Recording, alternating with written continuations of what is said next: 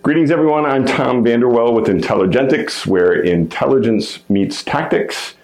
And I'm back from warm places. In fact, here's a picture that I took last week.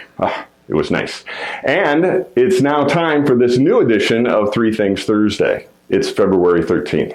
Each week, it's one item trending, one item from the trenches of our current projects, and one timeless principle. The coronavirus is what's trending everywhere, and as news outlets around the world are ringing the alarm bells, that is also stoking fears.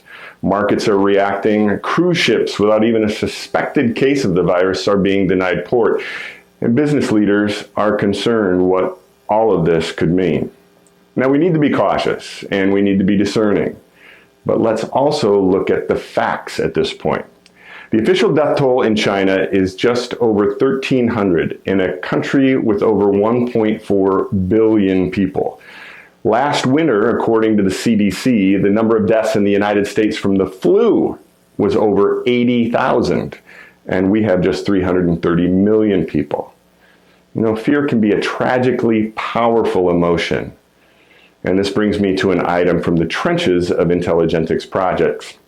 We had a client who had been comparing some of their team's internal contact center metrics to the best practices data in their industry.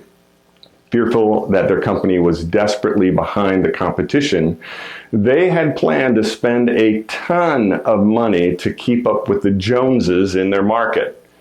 Intelligentics convinced them to hold off and to actually survey their customers to see if these metrics were something that actually mattered to their customers. Guess what? They didn't. Intelligentics research made it clear where our client needed to invest their dollars to drive the needle on their customers' satisfaction. You know, fear of not being as good as some other company may take your focus away from what really matters to your customers. And so here's this week's timeless principle, which comes to us from an unknown origin. Fear is the most deadly of disease conditions. If the disease kills one person, the fear of it may kill 20. Don't let fear take your focus off the facts. Fear not.